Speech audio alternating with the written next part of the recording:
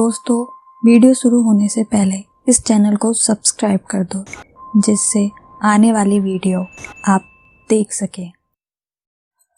रात के 9 बजे होंगे। रोहित अपनी दुकान बंद कर घर जाने के लिए निकल रहा था कि तेज तूफान आने का एहसास हुआ। हवाओं में सूखे पत्ते उड़ उड़कर रास्ते के वीराने को साथ देते लगते थे। मिट्टी की सौंधी महक आने लगी थी, जो आसपास कहीं बारिश के होने का संदेशा दे रही थी। रोहित का नौकर विजय पास के ही गांव से शहर आता था।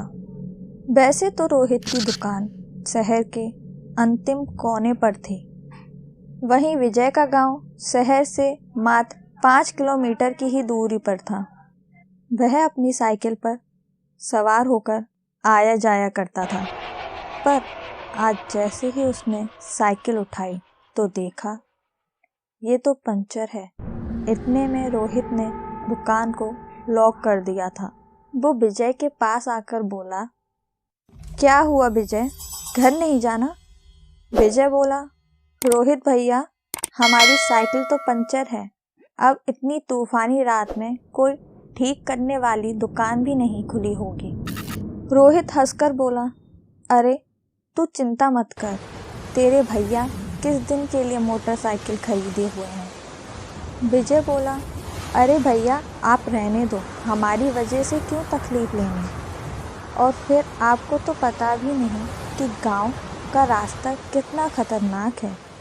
रोहित विजय को छेड़ते हुए बोला, हाँ हाँ बेटा, तू अकेले ही उस रास्ते के सारे खतरों से खेल लियो। विजय हैरान होकर बोला, भैया आप शहर के लोगों को समझाना कितना मुश्किल है। यह बात बिल्कुल सच है कि इस रास्ते पर किसी बुरी आत्मा का साया है। वो औरत खूबसूरत और जवान बनकर आदमियों को अपने कब्जे में ले लेती है। जो भी उसके साए में आ जाता है वो जिंदा नहीं बचता। रोहित विजय के सामने मोटरसाइकिल खड़ी कर कर बोलता है, आज तो मैं उस हसीना को देख कर ही रहूँगा। अब जैसे ही मोटरसाइकिल शुरू की, बारिश की बूंदें भी गिरना शुरू हो गईं। 5 मिनट में बारिश ने घनघोर मूसलाधार रूप ले लिया था। रोहित और विजय शहर के कुछ बाहर निकल आए थे। विजय बोला, रोहित भैया फटाफट 80 या 100 की स्पीड पर ले लो। रोहित को बारिश की। रोहित बोला, विजय बारिश बहुत तेज है, हमें यहाँ किसी भी पेड़ के नीचे रुकना होगा। विजय मना करने लगा, रोहित भैया बिल्कुल नहीं रोकनी है आपको, यहाँ चलते जाइए भगवान के लिए।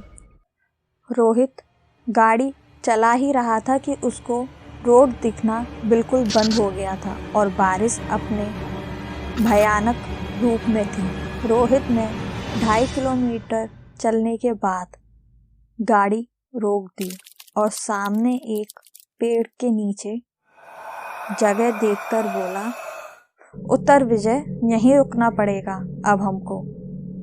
मुझसे ऐसी तेज बारिश में ड्राइविंग नहीं होगी, कहीं मर ना जाए एक्सीडेंट में। विजय बहुत दबाव में नीचे उतरा। बेचारा इतना सहम गया था कि हनुमान चालीसा का पाठ करने लगा।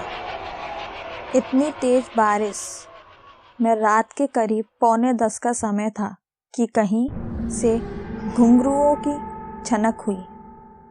विजय की हालत खराब कि कहीं वो औरत आ तो नहीं गई। रोहित ने वो आवाज़ सुनी थी, पर रोहित बहादुर था और उसे इन भूत प्रेत पे विश्वास भी नहीं था। तभी एक लाल रंग की सलवार कमीज पहनी हुई औरत उस भरी बरसात में रोड पर चलकर आ रही थी। उसने एक छाता लगाया हुआ था, जो बारिश की तेजी को संभालने में अक्षम था, जिससे वह भीगी हुई सी भी हो गई थी। रोहित और विजय की तरफ उसके बढ़ते कदमों से विजय घबरा उठा और रोहित छाते के अंदर छुपा उसके चेहरे को देखने में उत्सुक था। थोड़ी देर में वो और पास आ गई। लंबे लंबे उसके बाल एक चोटी में गुथे हुए थे। उसके सुवर्ण मुख के आगे चांद की छटा भी फीकी लगे। वो अब रोहित के एकदम सामने आ गई और बोली, इस सुनसान रास्ते में मैं अकेली फंस गई हूँ। मेरे परिवार का आगे ही एक्सीडेंट हो गया है। जैसे तैसे मैं यहाँ तक आ सकी हूँ। इतने में मुझे आप लोग नज़र आ गए। क्या आप मेरी मदद करेंगे? ये सब वो रोहित की आंखों में आंखें डालकर बोली।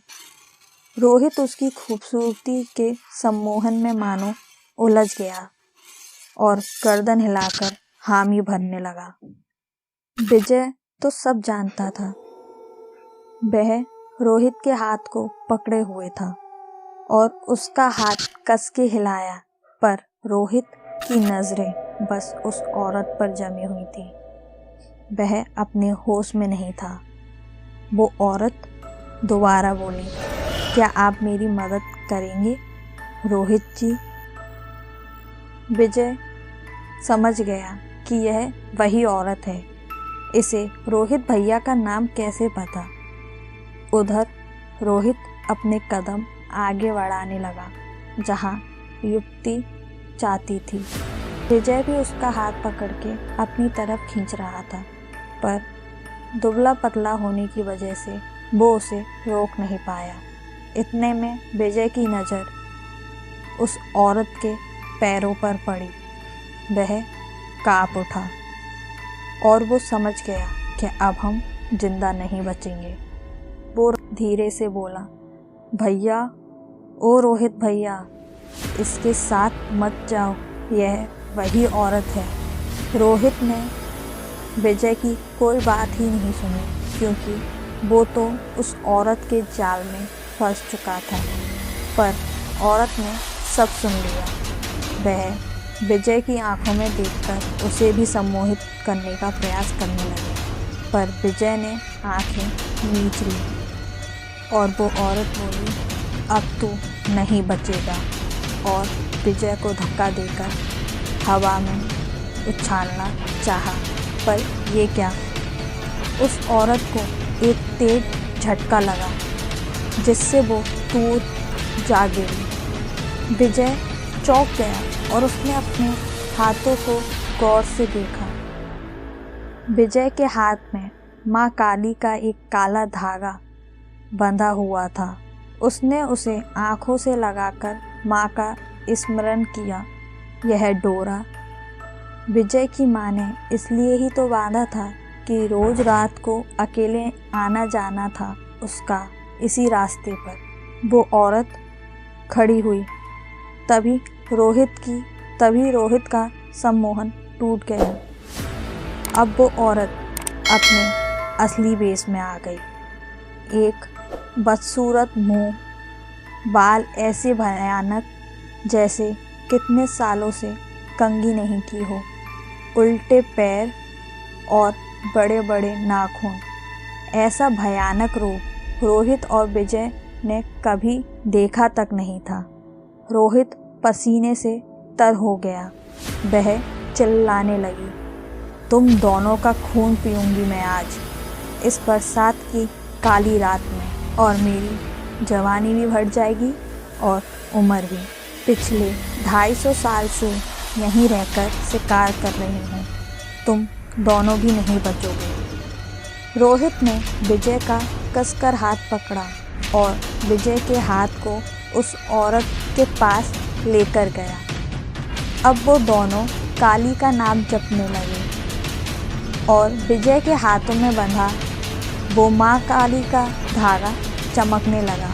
उसकी चमक से वो औरत कमज़ोर पड़ने लगी। विजय ने उस औरत को काले डोरे से छू लिया और देखते ही देखते वो औरत जलने लगी। भयंकर जलन होने की वजह से वो चीखती चिल्लाती भस्म हो गई। तब तक बारिश भी थम गई। रोहित और विजय फटाफट मोटरसाइकिल पर बैठकर गांव की ओर निकल गए। रोहित अब भूत प्रेतों में विश्वास करने लगा।